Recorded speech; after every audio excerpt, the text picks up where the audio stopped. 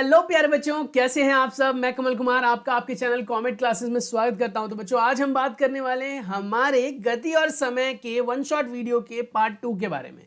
अब आप कहोगे सर ऐसी क्या कौन सी वीडियो वन शॉट बना दिया आपने, जो वन शॉट तो लिख दिया पर उसको 2 या 3 पार्ट्स में कवर कर रहे हो। तो उसे हम वन शॉट ना बोलकर 2 शॉट बोले तो ज़्यादा अच्छा है ना, क्योंकि इसको हमने 2 वीडियोस में कवर करना है। तो एक वीडियो में आपको प्रोवाइड कर चुका हूं जो लगभग 32 मिनट की वीडियो थी, जिसके अंदर मैंने आपको अब तक की सारी बातें बताई। यानी एनसीईआरटी का ये जो चैप्टर है बेटा 9 गति एवं समय कक्षा 7वीं के लिए, इसके बारे में अब तक हम बात कर चुके हैं। ये सारे पॉइंट्स मैं आपको क्लियर कर चुका हूं, घड़ी के बारे में भी बता चुका हूं। आज हम बात करेंगे क्रियाकलाप 9.2 के आगे के बारे में। अब तक जो सीखा हमने, वहां से हमने क्या क्या सीखा था कि भैया यही कि कौन सी वस्तु तेज है कौन सी धीरे, इसके लिए 2 चीजें डिसाइड कर सकती है। एक तो ये कि नियमित समय में किसने ज्यादा दूरी तय की, और एक ये कि उस नियमित दूरी को तय करने के लिए किसने कम समय लिया। जो कम समय ले या जो ज्यादा दूरी तय करे वो बेटा तेज चल रहा है, और जो इसका विपरीत है वो धीरे चल रहा है।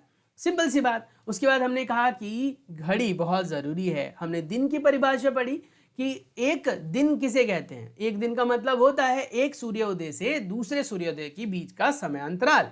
उसके बाद हमने पढ़ा एक माह क्या होता है। हमने पढ़ा था एक माह होता है एक अमावस्या से दूसरे अमावस्या के बीच का समय अंतराल। एक साल क्या होता है, तो हमने पढ़ा जी एक साल होता है, क्या होता है एक साल। एक साल होता है जब हमारी पृथ्वी सूरज का पूरा एक चक्कर लगाती है, उसे हम एक साल कहते हैं। अब ऐसे ही बेटा हम एक दिन के अंदर भी बहुत छोटे छोटे समय अंतरालों को भी मापते हैं। जैसे कि अभी आपके ट्यूशन का टाइम हो गया, जैसे आपके स्कूल का टाइम हो गया, या फिर स्कूल से छुट्टी हो गई, लंच का टाइम हो गया, एक पीरियड हो गया। ऐसे ही बेटा बस के आने का टाइम हो गया, ट्रेन का टाइम हो गया, मेरी फ्लाइट का टाइम हो गया। तो कहने का मतलब इन सब में टाइम यानी समय जुड़ा हुआ है, और इनको मापने के लिए हमें घड़ी की आवश्यकता होती है। घड़ी बहुत सारे प्रकार के होते हैं, जिसमें हमने पीछे ये डिस्कशन ले लिया है। तो अब तक की रिकैप्चुलेशन से आपको पता लग गया होगा कि हमने क्या पढ़ा है। तो चलिए जानते हैं 9.2 के बारे में, क्रियाकलाप के बारे में। क्रियाकलाप 9.2 में मेंशन किया है, देखो। लगभग 1 मीटर लंबा धागा और डोरी लेकर चित्र में दर्शाए अनुसार एक सरल लोलक बनाइए, जैसा आपने अभी देखा था। यदि पास में कोई पंखा चल रहा है तो उसे बंद कर दीजिए। ठीक है, जिस प्रकार का ये चित्र है बेटा, इस चित्र को आपने देखा, ऐसे ही आपको करना है। अब लोलक बनाने के लिए कोई पत्थर वत्थर बांध सकते हो, कोई भारी सी चीज बांध सकते हो जिससे वो धागा ना टूटे, बस ये याद रखना। लोलक के गोलक को मध्य स्थिति पर विराम में आने दीजिए। गोलक के नीचे फर्श पर अथवा पीछे दीवार पर उसकी मध्य स्थिति को एक चिन्ह द्वारा अंकित कर लीजिए। लोलक को या गोलक को जो उसका आवर्धक नापना है बेटा, उसको विराम अवस्था में रखना है, और घड़ी की विराम अवस्था में आपको ले आना है। घड़ी को भी एक विराम अवस्था में, जो ऐसी घड़ियां आती है ना जिसमें स्टॉप वॉच वगैरह लगा होता है, या फिर आजकल मोबाइल का इस्तेमाल कर सकते हो आप। मोबाइल में भी स्टॉप वॉच होता है बेटा, घड़ी में जाएं, क्लॉक में जाएं, उसमें ऑप्शन मिल जाएगा। यदि विराम घड़ी उपलब्ध नहीं है तो मेज घड़ी या कलाई घड़ी का उपयोग भी आप कर सकते हैं। लोलक को गति में लाने के लिए लोलक को एक ओर पकड़कर धीमे से ऊपर की ओर ले जाइए। यह सुनिश्चित कीजिए कि जब आप गोलक को विस्थापित कर रहे हो तो इसमें बंधी डोरी तनी हुई हो। अब गोलक को विस्थापित स्थिति से मुक्त कीजिए, यानी उसको बीच से ऐसे पकड़ना है बेटा, और बीच से पकड़कर उसको किसी भी एक दिशा में लेकर जाना है, और ऐसे ले जाकर उसे छोड़ देना है। जैसे आप छोड़ोगे तो वो यहां से ऐसे जाएगा और फिर ऐसे आएगा। तो वही यहां कह रहा है कि ये करना है आपको। ध्यान रखिए कि छोड़ते समय धक्का नहीं लगाना है, सिर्फ उसे छोड़ना है, रिलीज करना है बेटा, ऐसे। जिस समय गोलक अपनी मध्य स्थिति पर है उस समय घड़ी का समय नोट डाउन कीजिए। मध्य स्थिति की बजाय आप उस स्थिति से भी नोट कर सकते हैं या आरंभ कर सकते हैं जब लोलक को या गोलक को आपने किसी ऊपर अवस्था में रखा, यानी यहां पर पकड़ के रखा, वहां का भी समय ले सकते हैं।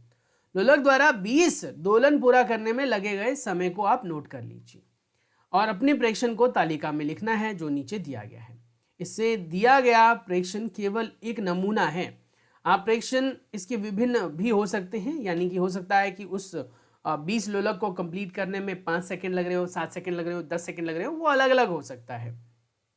इस क्रियाकलाप को 3-4 बार दोहराइए और प्रेक्षण कीजिए कि 20 दोलन को पूरा करने में लगा लगभग समय जो है वो कितना लग रहा है, और इसको बेटा आप 20 से भाग देकर एक आवर्धन काल या आवर्त काल निकाल सकते हो। यानी देखो आप यहाँ पर नोटिस करो, 20 दोलन को पूरा करने में 42 सेकंड लगा। ये एक उदाहरण है, हो सकता है आपके वाले केस में ये 40 सेकंड लगे, 45 सेकंड लगे, 50 सेकंड लगे, तो वो आपको यहाँ पर लिखना है और उसको बेटा 20 से भाग करके यहाँ लिखना है। और यहाँ जो आप निकाल पा रहे हो ना, ये सब आवर्तन काल है या फिर बेटा आवर्त काल है। समझ में आ गया? क्लियर है यहाँ तक? क्या अब आपने नोटिस किया कि सबका जो आवर्त काल होगा ना बेटा, यानी कि जितने समय में वो एक चक्कर लगा रहा है, आवर्त काल का मतलब एक चक्कर लगा रहा है, वो लगभग 2 के आसपास ही बैठेगा। और बेटा इसको फिर आपको क्या करना है, धागे की लंबाई को बढ़ाकर भी करना है। ठीक है, अब आपको धागे की लंबाई जो पहले आपने 1 मीटर का लिया था वो अब 1.5 मीटर का ले लेना है, या पहले जो 10-12 सेंटीमीटर का लिया था उसको बढ़ाकर करना है, 5-7 सेंटीमीटर बढ़ाकर करो। और तब ये सेम चीज नोटिस करो, क्या आपने लोलक का आवर्तन या आवर्त काल हर बार लगभग समान पाया है या आता है? बताइए। हर बार समान आएगा, लगभग समान आएगा। कभी 2.1 आ रहा है तो कभी 2.2 या 2 अभी आ सकता है। ध्यान रखिए, आरंभिक विस्थापन में थोड़ा सा परिवर्तन आपके लोलक के आवर्तन काल को प्रभावित नहीं करता, यानी कि आवर्तन अधिकांश घड़ियों में 1 या 2 सेलों वाले विद्युत परिपथ होते हैं। ठीक है, आजकल के जो हैं इन घड़ियों को जो क्वार्ट्स घड़ी भी कहते हैं, इसके द्वारा मापा गया समय पहले उपलब्ध घड़ियों द्वारा मापे गए समय से अधिक यथार्थ होते हैं, एग्जैक्ट होते हैं। अब आता है समय तथा चाल के मात्रक, यानी समय को किससे मापते हैं और चाल को किससे मापते हैं। समय का मूल मात्रक बेटा सेकंड है, ये याद रखें। पेपर में 1 नंबर का क्वेश्चन यहाँ से बन सकता है कि समय को किस में मापा जाता है, तो आप बोलेंगे समय को बेटा सेकंड में मापा जाता है। और इसका प्रतीक क्या है बेटा? इसका प्रतीक एस है। वहीं पर अगर हम बात करें इसकी बड़ी यूनिट की, तो इसका बड़ा मात्रक बेटा मिनट है, और बेटा उससे बड़ी यूनिट की तो उसका बड़ा मात्रक बेटा फिर आर है, यानी घंटा है।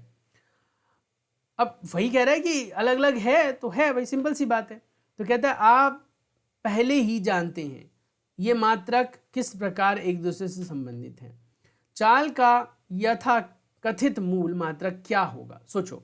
तो चाल की परिभाषा को देखो ना, चाल क्या बोलता है बेटा? अगर मैं कहता हूं चाल, तो चाल क्या बोलता है? चाल का क्या मतलब है? चाल कहता है भाई दूरी बटे समय। हमने यही तो पढ़ा था लास्ट वीडियो में, दूरी बटे में समय। अगर मैं कहता हूं चाल होता है दूरी बटे में समय, तो दूरी को किस में मापते हैं? किलोमीटर में। और समय को किस में मापेंगे बेटा? बताओ, घंटे में। अगर बड़ी इकाई ऊपर लिया तो नीचे भी बड़ी ही लेंगे। अच्छा, अगर मैं दूरी को बेटा मान लो मीटर में लूं, तो समय की छोटी इकाई बेटा सेकंड, तो मीटर प्रति सेकंड या फिर किलोमीटर प्रति घंटा। तो इस प्रकार से हम बेटा अलग अलग इकाइयों का इस्तेमाल करते हैं, कभी छोटी इकाई तो कभी बड़ी इकाई। तो अगर आपसे कोई पूछे कि चाल की छोटी इकाई क्या है, तो आप बताएंगे मीटर प्रति सेकंड, और बड़ी इकाई क्या है तो आप बताएंगे किलोमीटर प्रति घंटा। ठीक है, ये चीज़ें यहाँ पर एक्सप्लेन की गई है। देखो, चूंकि चाल दूरी बटे समय होता है, अतः चाल की मात्रक इकाई जो है वो मीटर प्रति सेकंड है। तो इस प्रकार से इसके 2 इकाइयों के बारे में हमने जान लिया। तो वे कह रहा है कि आप इसको अन्य इकाइयों में भी परिवर्तित कर सकते हैं। मैं आपको हिंट दे देता हूँ बेटा, आप ये याद रखना हमेशा ही कि अगर आपको किलोमीटर, ध्यान से सुनना मैं जो बोल रहा हूँ, अगर आपको किलोमीटर प्रति घंटे से मीटर प्रति सेकंड में अगर कन्वर्ट करना है या बदलना है, तो बेटा अपनी दी गई संख्या को मल्टीप्लाई कर दोगे किससे? 5/18 से, 5/18 से। जैसे बोलेगा 30 किलोमीटर प्रति घंटे को बदलो मीटर प्रति सेकंड में, तो उसको आप मल्टीप्लाई कर दोगे 5/18 से। यहीं पर इसका अगर उल्टा हो, मीटर प्रति सेकंड से अगर किलोमीटर प्रति घंटे में बदलना हो, तो आप बेटा मल्टीप्लाई कर दोगे 18/5 से। ठीक है, यानी इसका उल्टा कर दोगे। समझ में आ गया इतना? सर ये रटना पड़ेगा या फिर कोई लॉजिक है इसके पीछे? ऑब्वियसली बेटा इसके पीछे लॉजिक है। लॉजिक मैं आपको समझा देता हूं। एक बात आपको याद रखनी है कि 1 किलोमीटर में हमेशा ही 1000 मीटर्स होते हैं, ये हमने पढ़ा हुआ है। और ऐसे ही बेटा 1 किलोमीटर के जैसे ही 1 घंटे में बेटा 1 घंटे में 3600 सेकेंड होते हैं। समझ में आ गया? क्लियर हो गया? तो इधर मैं अगर इसको डिवाइड करूं तो लिखूंगा किलोमीटर, 1 किलोमीटर बटे में 1 घंटा, है ना। और इधर लिखूंगा तो क्या आएगा, 1000 बटे में 3600। समझ में आ गया? ऊपर मीटर, नीचे सेकंड, तो मीटर प्रति सेकंड हो गया। काटो बेटा, इससे ये कट गया, इससे ये कट गया, 2 से काटोगे तो 2 पंजे 10 होता है, 2 से काटोगे तो 18 पे कटेगा। तो उत्तर क्या मिला आपको, 5/18 मिला कि नहीं मिला? तो ये जो 5/18 है, इसीलिए हम इसको डायरेक्ट यहां पर इस्तेमाल कर देते हैं कि भैया डायरेक्ट याद रखो 5/18 से मल्टीप्लाई कर लेना है। तो काफी हद तक ये वाला हिस्सा जो है वो सिंप्लीफाई हो जाता है। अगर आपको ऐसे याद न रहे तो आप कन्वर्ट कर सकते हो ऐसे, जैसे मैंने अभी करके बताया। ऐसे आप मीटर प्रति मिनट में निकाल सकते हो, और किलोमीटर प्रति घंटे का तो मैंने बता ही दिया। आपको यह याद रखना चाहिए कि सभी मात्रक के प्रतीक को एक वचन में लिखा जाता है, किलोमीटर्स नहीं होते हैं, किलोमीटर ही होता है, यानी कि कभी वहां पर KMS नहीं होगा। उदाहरण के लिए 50 किलोमीटर लिखते हैं ना कि 50 किलोमीटर्स, अथवा 8 सेंटीमीटर लिखते हैं ना कि 8 सेंटीमीटर्स, यानी वो अपने आप में बेटा प्लूरल नहीं होता। हम ये नहीं कहेंगे 50 किलोमीटर्स पर आवर, हम कहेंगे 50 किलोमीटर पर आवर, है ना। समझ में आ गया? ये चीज याद रखनी है, कई बच्चे यहाँ पर गलती करते हैं। यहाँ पर एक वचन और बहुवचन का पंगा नहीं चलता है, कीप इन माइंड, ठीक है, याद रखना। आवश्यकता के अनुसार समय के विभिन्न मात्रकों का उपयोग किया जाता है। उदाहरण के लिए आपकी आयु को दिनों, घंटों या फिर बेटा मिनटों और सेकंडों में भी बदला जा सकता है, लेकिन सबसे आसान क्या होता है, साल में देखना, है ना। मैं कहता हूँ आप कितने साल के, तो आप कहते हो भैया मैं ना, मान लो मोटा मोटा कह रहा हूँ मैं, तो मैं जो है ना 13 साल 6 महीने का हूँ। आप मेरे से ये बोलते हो कि भैया मैं 13 साल 6 महीने का हूँ, मान लो आपने मुझसे ये कहा। तो ऐसे बोलना ज़्यादा आसान है, बजाय कि उसको आप मिनट में, सेकंड में बनाकर मुझे मल्टीप्लाई करके बताओ, फिर मेरे भी समझ में नहीं आएगा। मैं भी उसको सॉल्व करूंगा, तब मुझे पता चलेगा कि एक्चुअली आप कितने घंटे, कितने दिन और कितने महीनों की बात कर रहे हो। तो इसीलिए इकाई का जो कहते हैं ना, निश्चय करते हैं हम कि कौन सा इस्तेमाल करें, वो डिपेंड करता है कि हम कितनी बड़ी दूरी, कितनी गति, कितने समय की बात कर रहे हैं। इसी प्रकार घर से विद्यालय तक तय की गई दूरी को तय करने में लगे समय को वर्षों में व्यक्त करना बुद्धिमानी नहीं है। 1 सेकंड का काल अंतराल कितना छोटा या बड़ा होता है, जोर से 2001 पुकारने में लगा समय लगभग 1 सेकंड होता है। 2001 इतना आपने बोला तो आपका 1 सेकंड हो गया। 2001 2010 तक जोर से गिनकर इसका सत्यापन आप कर सकते हैं। 2001 2002 2003 2004 2005 ऐसे करके आप 10 तक गिनो, आप देखोगे आपको 10 सेकंड लगेंगे। किसी सामान्य अवस्था या फिर स्वस्थ युवक की विराम स्थिति में नाड़ी की 1 मिनट में लगभग 72 बार अर्थात 10 सेकंड में लगभग 12 बार संपादन करता है, यानी 72 बार 10 सेकंड में और लगभग 12 बार स्पंदन करता है, धड़कता है। समझ में आ रहा है? ये देखो लिखा भी हुआ ना यहाँ पर, देखो गौर से पढ़ो। एक नाड़ी 1 मिनट में 72 बार और 10 सेकंड में 12 बार। 1 मिनट में, तो अब 1 मिनट में 60 सेकंड होते हैं ना, 1 मिनट में कितने सेकंड होते हैं, 60 सेकंड होते हैं। तो भैया 10 सेकंड में कितनी बार धड़केगा, 12 बार धड़केगा। तो उससे भी आप अंदाजा लगा सकते हैं। बूझो यह जानने के लिए उत्सुक हो गया कि एक दिन में कितने सेकंड, एक वर्ष में कितने घंटे, क्या आप उसकी सहायता कर सकते हैं? बिल्कुल बता सकते हैं बेटा। अगर मुझसे कोई ये पूछता है कि एक दिन में कितने सेकंड होते हैं, तो मैं क्या करूंगा, तो पहले मैं देखूंगा भाई एक दिन में कितने घंटे होते हैं। तो मैंने देखा एक दिन में 24 घंटे होते हैं, और हर घंटे में 60 मिनट होते हैं, हर मिनट में 60 सेकंड होते हैं। समझ में आ गया? इसको जब आप गुणा कर लोगे ना, जो भी मिलेगा वो आप मुझे कमेंट करके बताओ, उतने ही सेकंड होते हैं बेटा एक दिन में। समझ में आ गया? ऐसे ही अगर कोई आपसे पूछे एक साल में कितने सेकंड होते हैं, तो भाई ये बहुत आसान है। एक साल में कितने दिन होते हैं, तो लगभग 365 दिन। और हर साल में 365 दिन है, तो पहले दिन को पकड़ा आपने। फिर एक दिन में कितने घंटे होते हैं, तो जी 24 होते हैं। एक घंटे में कितने मिनट होते हैं, तो जी 60 होते हैं। और एक मिनट में कितने सेकंड होते हैं, तो जी 60 होते हैं। ये तो हो गया, हमने किस में कन्वर्ट किया, एक साल को सेकंड में कन्वर्ट किया, एक साल को किस में कन्वर्ट किया बेटा, सेकंड में कन्वर्ट किया, सेकंड आ जाएगा। लेकिन अगर मैं एक साल को मिनट तक ही रखूं तो फिर मैं इसको हटा दूंगा तो मिनट में आ जाएगा। अच्छा, एक साल में अगर घंटे तक ही रखूं तो मैं ये आगे का भी हटा दूंगा, और एक साल को अगर मैं दिन में ही रखूं तो फिर ये भी हटा दूंगा। तो जितना आपसे पूछा है ना उसके हिसाब से आप आसानी से बदल सकते हो। यहाँ पर घड़ी के बारे में और भी डिटेल में दिया गया बेटा। यहाँ पर जो घड़ी है बेटा, ये जंतर मंतर नई दिल्ली में धूप घड़ी है। जंतर मंतर जो है वो अपने आप में एक धूप घड़ी है।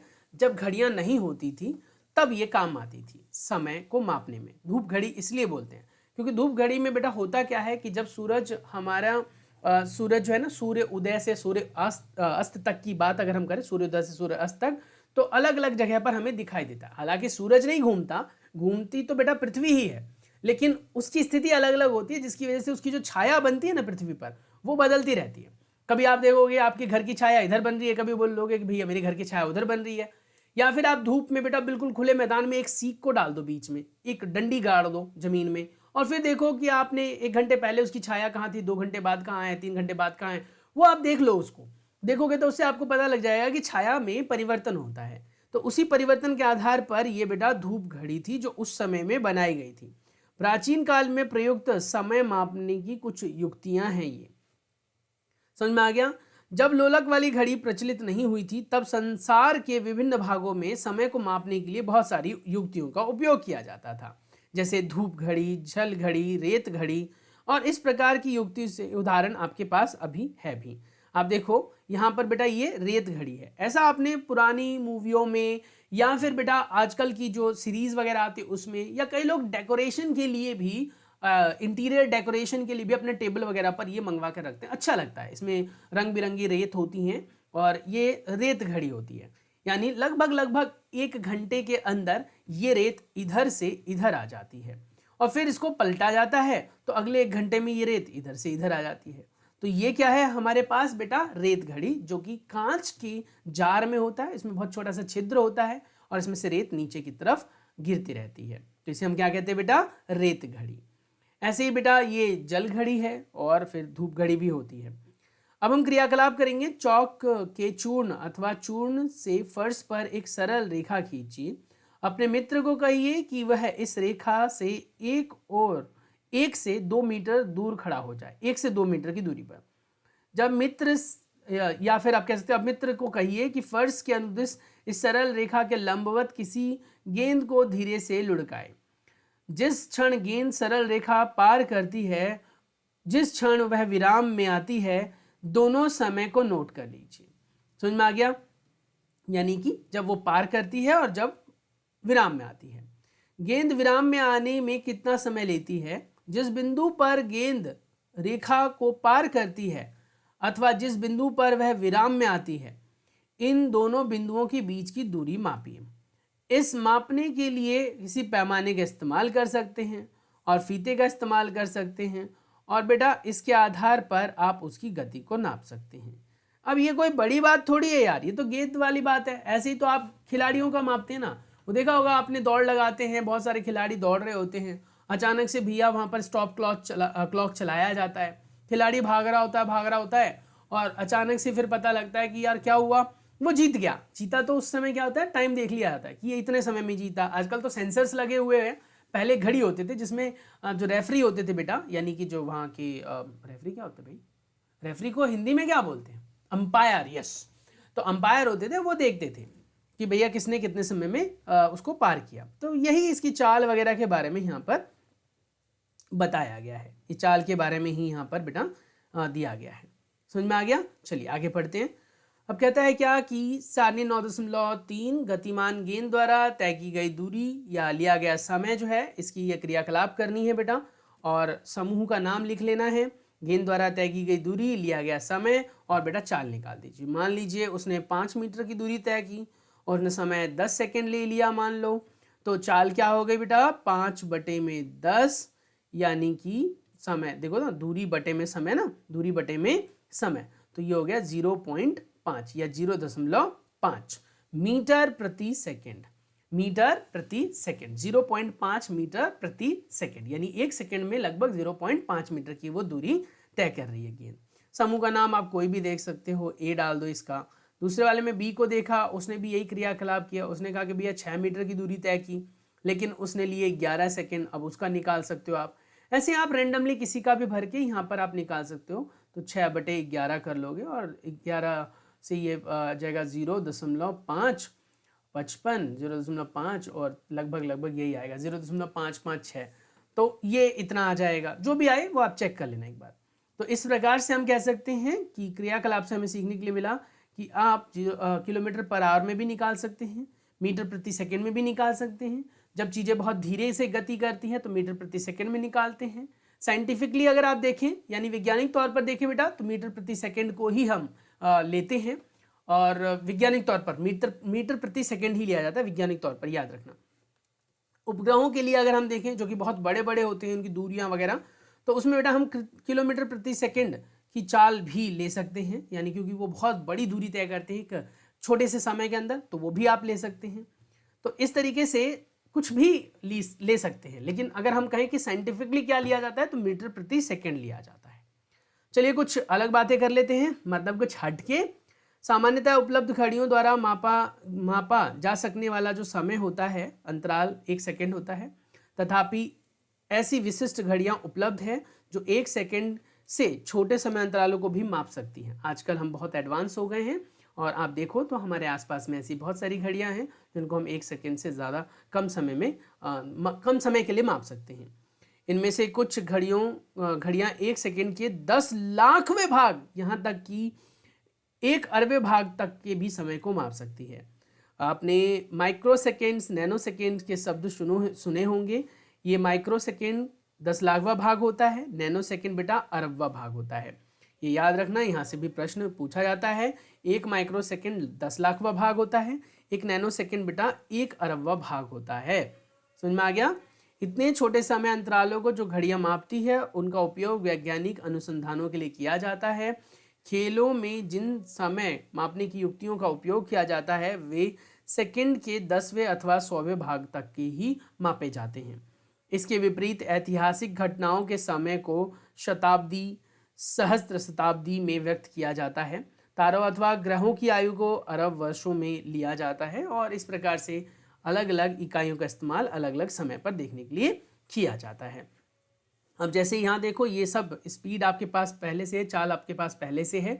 ये कह रहा है कि भैया आपके पास यहाँ पर है 320 किलोमीटर प्रति घंटा। आप समझ रहे हो एक बाज की स्पीड कितनी होती है? 320 किलोमीटर प्रति घंटा, मतलब इतनी तेज की बुलेट ट्रेन जितनी तेज उड़ सकता है वो बाज जो है।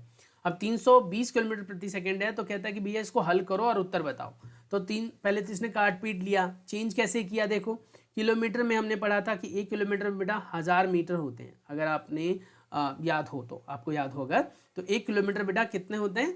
1000 मीटर होते हैं। और अगर घंटे की बात करें तो 1 घंटे में कितने सेकंड होते हैं? तो 3600 सेकंड्स होते हैं। ये हमने पहले भी पढ़ा था, 3600 सेकंड्स होते हैं। तो इसीलिए यहाँ पर बेटा 320 लिखा, 1000 लिखा क्योंकि इसने मीटर में बदल लिया, और घंटे को सेकंड में बदलने के लिए 3600 लिख दिया। काट पीट करो इसको, जो आए वो आंसर में आ जाएगा। मैं अगले वाले का भी ऐसे बताऊं तो आपका देखो 112 हो जाएगा बेटा यहाँ पर, और 1000 से मल्टीप्लाई कर देंगे और बटे में 3600। अब आप हर बार ऐसा लिखोगे तो समय भी ज़्यादा लगेगा काटने में भी, तो इसलिए मैंने आपको एक छोटी सी ट्रिक बताई थी बेटा कि अगर किलोमीटर प्रति घंटे में है तो उसको 5/18 से आप गुणा कर लो, डायरेक्ट मीटर प्रति सेकंड में आ जाएगा। हर किसी के साथ आपको यही करना है। आप कहोगे सर यहाँ पे तो 40 से 46 लिखा हुआ है, तो क्या करें? तो बेटा 40 का अलग निकलेगा, 46 का अलग निकलेगा, और बीच में हाइफन का साइन लगा देना, बिल्कुल ऐसे ही जैसे कि आपको यहाँ पर दिखाया गया है। ऐसे ही सभी का आपको यहाँ पर ज्ञात करना है। क्या रिजल्ट्स आते हैं मुझे आप कमेंट करके बताएंगे। आपको कोई भी ऐसा पोर्शन है जो नहीं आएगा तो मुझे बता देना, मैं आपको बता दूंगा। चलिए अब हम कहते हैं कि भैया लिया गया समय जो है, समय भी निकाल सकते हैं हम। अगर आपको समय बोलता है निकालने के लिए तो वो भी निकाल सकते हो, क्योंकि अगर हमारे पास एक फॉर्मूला है बेटा जिसे हम कहते हैं चाल, और चाल हमने पढ़ा कि क्या होता है, दूरी बटे समय होता है बेटा, दूरी बटे में समय होता है। चाल बराबर क्या है? दूरी बटे में समय। अब मैंने बोला यार मेरे को ना चाल नहीं निकालना है, मुझे ना समय निकालना है। तो समय यहां ले जाओ, तो हो जाएगा समय बराबर क्या हो जाएगा, चाल नीचे आ जाएगा, तो बन जाएगा दूरी बटे में चाल, दूरी बटे में चाल। अब आप कहोगे सर अगर मान लो मुझे दूरी निकालनी हो तो ठीक है, कोई दिक्कत नहीं है, दूरी निकालने तो दूरी यही रखो, समय को उधर ले जाओ। तो कहता है चाल तो रहेगा ही, गुणा में समय आ जाएगा साथ में, और ये किसके बराबर हो जाएगा, ये हो जाएगा दूरी के बराबर। यानी कुल मिलाकर बात है कि सूत्र हमें एक ही याद रखना है, उससे हम 3 सूत्र बना सकते हैं, चाल निकालने का बना सकते हैं, है ना, दूरी निकालने का बना सकते हैं, और समय निकालने का बना सकते हैं। तो ये 3 चीजें आप ज्ञात कर सकते हो। समझ में आ गया। अब हम बात करेंगे बेटा चाल मापी के बारे में। आपने स्कूटर अथवा मोटरसाइकिलों पर 1 मीटर लगा हुआ देखा होगा, इसी प्रकार कार में, बसों में उसके डैशबोर्ड पर आपने देखा होगा। ये क्या बताता है आपको, ये आपको बताता है बेटा चाल के बारे में।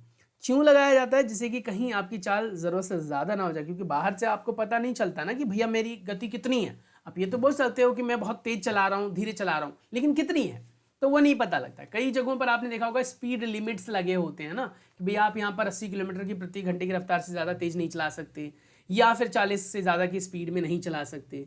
अब ऐसा क्यों बोल रहे हो आप, क्योंकि वहां पर आपको चाल यंत्र की जरूरत पड़ेगी, चाल मापी की जरूरत पड़ेगी। तो वही कह रहा है क्या कि उसमें एक कोने पर आपने देखा होगा किलोमीटर प्रति घंटा लिखा हुआ दिखता है, जिसे हम चाल मापी कहते हैं। यहाँ पर बेटा वही मशीन दिखाई गई है, आपने यहाँ पर नोटिस किया ये लिखा हुआ ना किलोमीटर प्रति घंटा, तो इसे हम क्या कहते हैं बेटा, चाल मापी।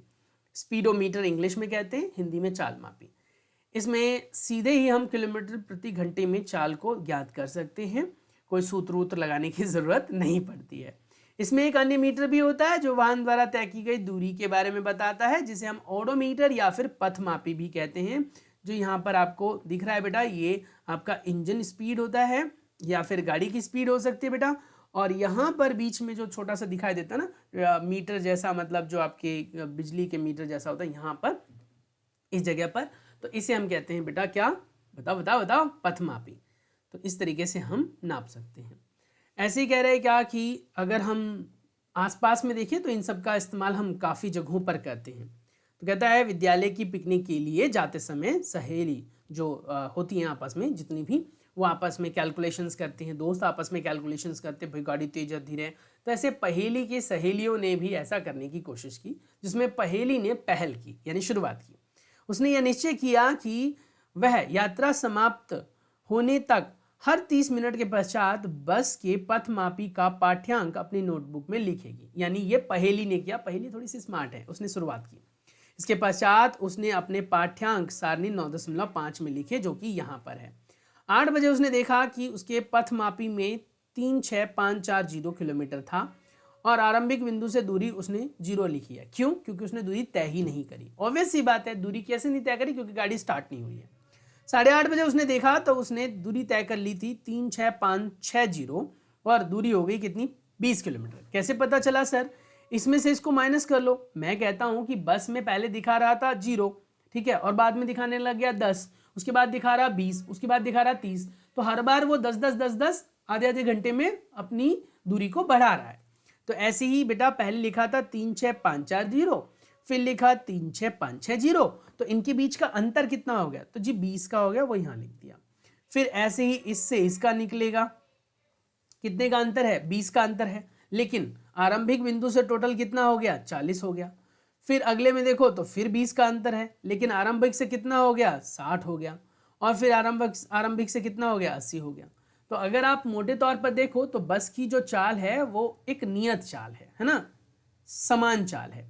तो इसी प्रकार से हम कह सकते हैं, क्या आप बता सकते हैं कि पिकनिक स्थल विद्यालय से कितनी दूरी पर था? हाँ जी बता सकते हैं, 80 किलोमीटर की दूरी पर था जब तक वो पहुंची, और फिर उसने देखा तो वो 80 किलोमीटर की दूरी पर था। क्या आप बस की चाल परिकृत कर सकते हो? बिल्कुल बता सकते हैं। हर 1 घंटे में या आधे घंटे में, अगर आप देखो तो यहाँ पर समय कितना ले रहा था भाई, आधा घंटा ना। हर आधे घंटे में कितना मिनट कितनी किलोमीटर यूज हो रहा है बेटा, 20 किलोमीटर। तो अगर मैं देखूं किलोमीटर को 20 लिख दिया, आधे घंटे को बेटा मैंने 1/2 लिख दिया, है ना, 1/2 घंटा। तो इस हिसाब से ऊपर जाएगा ये 2, तो बन जाएगा क्या 40 किलोमीटर प्रति घंटा। अच्छा सर, अगर मान लो मुझे 40 किलोमीटर प्रति घंटा की जगह मीटर प्रति सेकंड में लिखना है तो बहुत आसान है जी। 20 किलोमीटर था ना आपका, किलोमीटर था, उसको हटाओ, किलोमीटर को हटाओ, 20 को किलोमीटर को मीटर में चेंज कर दो। मीटर में चेंज करने के लिए बेटा 1000 से गुणा करना है आपको। नीचे घंटा है ना, हाफ आवर, उसको सेकंड में बदल लो, सेकंड में बदल लो। किस में बदलना है बेटा? सेकंड में। तो हमने पढ़ा था 1 घंटे के अंदर 3600 सेकंड होते, सॉरी हाँ 1 घंटे के अंदर 3600 सेकंड होते हैं, तो आधे घंटे में 1800 सेकंड होंगे। काट लो इसे, 0 से 0 गया, ठीक है, और इस 0 से ये 0 गया, फिर 2 से काट लो 10 पर गया, 2 से काट लो 9 पर गया, तो 100/9 मीटर पर सेकंड आ गया, यानी 100/9 मीटर प्रति सेकंड, ये उसकी चाल हो गई। समझ में आ गया? इस तरीके से आप बेटा कर सकते हो परिकलित। अब आता है हमारे पास दूरी समय का ग्राफ। आपने यह देखा होगा कि समाचार पत्र पत्रिकाओं में सूचनाओं को रोचक तरीके से दिखाने दर्शाने के लिए ग्राफ का इस्तेमाल किया जाता है। और ग्राफ आपने कई बार कई तरीके के देखे होंगे। उन ग्राफ में भी ये अगर देखो तो ये हमारे पास बार ग्राफ है, ये हमारे पास पाई चार्ट है, वृत्ताग्राफ भी बोलते हैं इसे, और ये बेटा हमारे पास क्या है बताओ बताओ, रेखा ग्राफ है।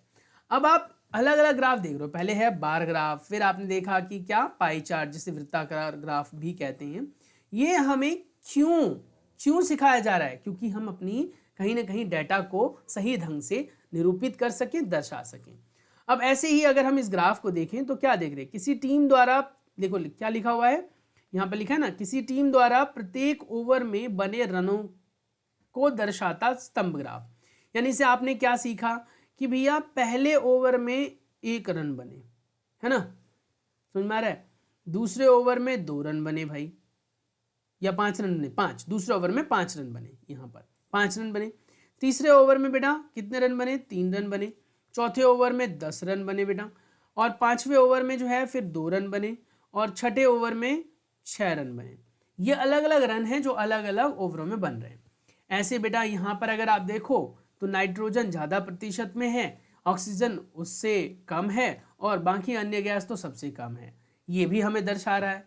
ऐसे बेटा आयु, किसी बच्चों की आयु और भार को दर्शाता हुआ रेखा ग्राफ।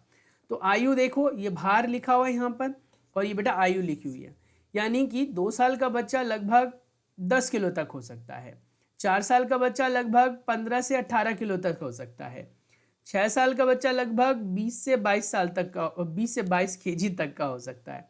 ऐसे ही बेटा 8 साल का बच्चा, फिर 10 साल का बच्चा, ऐसे करके उसकी आप देख सकते हो भार का दे रखा है हिसाब किताब। तो ग्राफ को ऐसे देखते हैं बेटा। अब ग्राफ भी बनाएंगे हम, तो चलो ग्राफ खींचते हैं।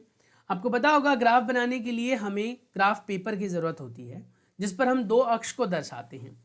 एक एक्स अक्ष होता है बेटा, और एक होता है वाई अक्ष। इसका फिर नकारात्मक होता है जिसे वाई डैश, और इसका नकारात्मक होता है जिसे हम एक्स डैश कहते हैं। जहां पर आपको सबसे ज़्यादा डार्क एरिया दिखाई दे रहा है बेटा, ये बीच वाला एरिया जो सबसे ज़्यादा डार्क दिखाई दे रहा है, दिख रहा है, ये डार्क आपको एरिया जो दिख रहा है इसे हम कहते हैं ओरिजिन। क्या कहते हैं बेटा? ओरिजिन कहते हैं। ओरिजिन यानी कि केंद्र बिंदु। केंद्र बिंदु से एक्स की सारी जो वैल्यू होती है दाईं तरफ वो सकारात्मक होती है, प्लस होती है, और बाईं तरफ जो होती है बेटा वो नकारात्मक यानी माइनस होती है। ऐसे ही वाई की भी बेटा ऊपर प्लस होती है और नीचे वाली क्या होती है? माइनस होती है। इतना आ गया समझ में? अब इस पर भी हम दर्शा सकते हैं बहुत ही आसानी से। इसका कार्यक्रम जो मैं आपको समझा देता हूँ। सबसे आपको क्या करना है, समय को ले लेना है आपको एक्स अक्ष पर, और समय हमेशा एक्स अक्ष पर लेना है, हमेशा यानी ऑलवेज। ऑलवेज आपको जो टाइम है वो एक्स पर लेना है। दूरी हो, समय हो, दूरी हो, चाल हो, उसको हम वाई अक्ष पर लेंगे। अब यहाँ पर दूरी दिया गया है, कहता है कि भैया आपने जब 1 मिनट की बात करी तो वो 1 किलोमीटर की दूरी तय कर रहा है। 2 मिनट में वो 2 किलोमीटर दूरी तय कर रहा है, तो 60 मिनट में वो 60 किलोमीटर की दूरी तय करेगा, है ना। तो इस तरीके से ग्राफ बना बेटा। तो ग्राफ बहुत ही सरल है, सिंपल है। नहीं आएगा तो मुझे आप बता देना। बाद में बेटा आपको ये दिखाना पड़ेगा, ग्राफ के ऊपर ये ज़रूर दर्शाना है कि जो दूरी है वो 5 किलोमीटर है, जिसमें आपने 1 सेंटीमीटर लिया। यानी अगर आपने यहाँ पर 1 सेंटीमीटर की दूरी ली तो ये 5 किलोमीटर है। तो ये आपको दर्शाना पड़ेगा अगर आपको बड़ी बड़ी इकाइयों का इस्तेमाल करना है तो इस तरीके से। आप देखो 8 से 8:30 बजे 20 तक गया है, 20 किलोमीटर है ना, और 8 से 9 बजे तक वो बेटा 40 हो गया। फिर 8 से 9:30 बजे तक के बीच में वो 60 पर था। इस तरीके से आपने यहाँ पर ग्राफ देखा। हर ग्राफ में आपने नोटिस किया हमारी जो रेखा आ रही है बेटा वो सीधी रेखा आ रही है, एकदम सीधी आ रही है ना। और जब भी कभी ग्राफ आपका सीधा रेखा दे बेटा तो उसे सरल रेखीय एक समान गति कहते हैं। इसे क्या कहते हैं बेटा? एक समान गति। पीछे के जो पॉइंट्स हैं मैंने जल्दी जल्दी बता दिया क्योंकि यहाँ से प्रश्न बहुत ही कम पूछे जाते हैं आपसे। बस आपको ये याद रखना है एक्स अक्ष वाई अक्ष दो होते हैं, समय को हमेशा एक्स अक्ष पर लेना, और बेटा दूरी हो चाहे चाल हो उसको वाई अक्ष पर लेना।